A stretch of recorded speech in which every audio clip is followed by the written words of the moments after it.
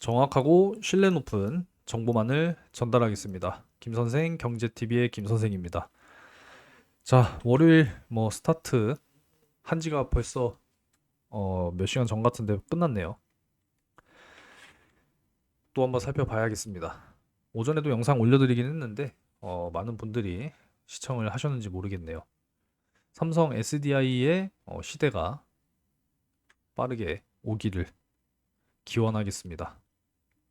구독과 좋아요 한 번씩 꼭 좀 부탁을 드리겠습니다.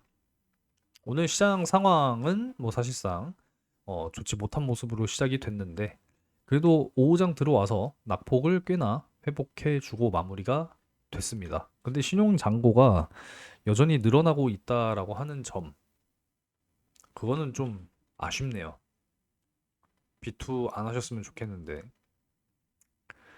자, 어찌됐건 오늘 외인 기관은 매도하는 이러한 모습으로 마무리가 됐고, 진짜 이거를 다 받아내는 이 개인들의 이 자금력 놀랍습니다.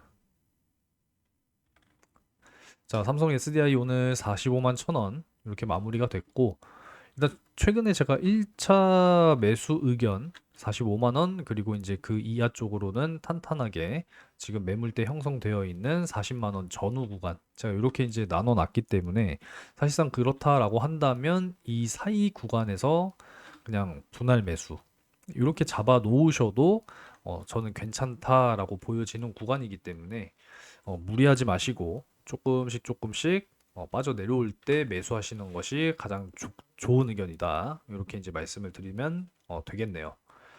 사실 내일 이제 삼성전자 잠정 실적 발표 이제 예정이 되어 있는데 과연 이제 예상치를 뛰어넘는 어닝 서프가 나올 것이냐, 또 기대치를 미치지 못하는, 아니 어닝 쇼크라고 하기도 참 그래요. 워낙에 기대치가 높게 설정이 되어 있어서 그런 거지. 이 참 그렇네요, 좀. 그래서 내일이 굉장히 또 중요한 하루가 되지 않을까, 이렇게 또 생각을 하고 있습니다. 그래도 오늘 외인들이 들어와 주는 모습을 보여주면서 마무리가 됐어요. 이렇게 보시면 되겠고, 일단은 넥스트장 또 진행을 이제 또 하고 있는 그런 상황인데 어느 정도 선에서 마무리가 될 것인지 잘 지켜보시기 바랍니다. 자, 일단 하나하나 또 봐야겠지만 제가 실시간으로 여러분들 필수적으로 확인하셔야 될 이 정보, 이것도 다 제가 자료화 시켜서 열심히 공유를 해드리고 있습니다. 쉽게 보실 수 있도록 이렇게, 그죠? 이 부분은 제가 조금 뒤에 보여드리면서 말씀을 드리도록 할 겁니다. 그래서 아직 텔레그램 채널에 들어오지 못하신 분들 영상 아래쪽에 고정 댓글을 확인하시고 자유롭게 입장하시면 돼요. 별다른 조건은 없습니다. 조건이라고 한다면 링크 확인해서 그냥 터치하시는 거, 이거 외에는 없어요. 단기적으로 수익 실현할 수 있는 자리가 또 나오게 된다라고 했을 때는 또 같이 공유하면서 공략을 또 이어가고 있으니까 참고하시면 되겠습니다. 자유롭게 입장하시면 돼요. 사실 이제 우리나라 증시가 여러 가지 문제의 요인이 있지만 저는 이제 삼전 닉스 쏠림 현상, 그리고 무분별한 ETF, 단일 종목 레버리지에 하루에도 막 2억, 3억 정도의 막 거래량이 막 나오니까 돌아버릴 것 같아요. 그것만 보면. MSCI 선진국 편입 실패한 거 이거는 지나간 거니까 그만 말씀드려도 될 것 같고, 이 신용잔고 급증하는 거 이것도 상당히 큰 문제가 있고요. 원달러 환율이 쉽게 꺾이지 않는 거 이것도 상당히 문제가 있다라는 거죠. 지금 국민연금의 이 리밸런싱, 워낙에 최근 들어서 자꾸 매도 폭탄이다 이런 이야기가 나오니까 한시 유예까지 또 추진한다라고 합니다. 법안까지도 지금 추진한다 이런 이야기들이 나오고 있어요. 이런 부분들. 그래서 법안이 이제 시행이 되면은 기계적인 매도 우려가 이제 완화되고 시장의 안전성, 그리고 국민연금 수익성, 국민의 노후자산 안전성 이런 부분들이 기대 효과로 나타날 수 있다. 이렇게 또 이야기를 하고 있네요. 아무쪼록 주가가 좀 안정되고 시장 전체적으로 좀 안정이 되려면 좀 이런 부분들도 반드시 잘 되지 않을까 뭐 이런 생각입니다. 사실 이제 이번 주에서 가장 중요한 거는 이제 뭐 삼전의 이 실적 발표 뭐 중요한 부분이 또 되겠지만 7월 8일 FOMC 의사록 공개 역시도 굉장히 중요해요. 미국 연준에서 이제 금리에 대한 방향성을 어떻게 결정할 것이냐. 이것도 굉장히 중요한 부분이 되겠죠. 자, 그래서 이 내용도 제가 여기다가 안 넣어놨네요. 넣은 줄 알았는데. 자, 그러면 이것도 안 지웠군요. 수정하도록 하겠습니다. 여기다 정리를 여기에는 포함을 시켰으니까 여기서 보여드리면 되겠네요. 일단 모건 스탠리가 다시 입장을 좀 바꿨어요. 지난달까지만 하더라도 모건 스탠리는 이 미국의 연준이 올해 세 차례 인상할 것이다. 이렇게 전망을 했었거든요. 근데 이 의견을 바꿨습니다. 없을 거다. 생각보다 비둘기파적인 신호를 신임 연준 의장인 케빈 워시가 보내고 있다. 이렇게 이제 해석을 하면서 금리 인상은 없을 거다. 이렇게 또 전망을 바꿨더라고요. 금리 인하 부분은 사실상 아직은 금물이다. 이렇게 평가는 하고 있는 상황이지만 적어도 금리 인상은 하지 않을 거다. 동결로 가게 될 것이다. 이렇게 지금 전망을 하고 있는 상황이라서 앞으로 발표가 된 이 경기 지표들이 굉장히 또 중요하겠다. 이렇게 말씀을 드릴 수가 있겠네요. 뭐 넘어가면 될 것 같아요. 자, 어, 뭐 여러 가지 부분들은 뭐 사실 조금 넘어가도 될 것 같죠. 그쵸? 일단 오늘 말씀드리려고 했던 부분은 이제 요 내용 부분부터 말씀을 좀 드리고자 합니다. 우리가 사실 이제 전기차 부분에 대해서 사실 굉장히 좀 실망이 많이 있었잖아요. 그죠? 약간 좀 화면 조정을 조금만 할게요. 이 밑에가 잘 안 보이실 것 같아서 이렇게 올려놓으면은 이 정도면은 잘 보이겠네요. 그죠?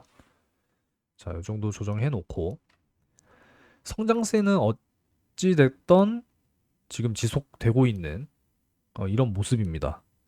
그죠? 그러니까 걱정하실 거는 뭐 사실 전기차 쪽도 이 판매량이라든지 이런 부분들이 정말 뭐 AI 뭐 캐펙스 투자만큼 뭐 수직 성장 뭐 이런 모습이 아니다 보니까 성장세가 눈에 좀 잘 안 띄는 것뿐이지 지금 보면은 지속적으로 성장하고 있어요. 프랑스 6월 판매 역시도 전년도 대비와 비교했을 때 늘어났고요.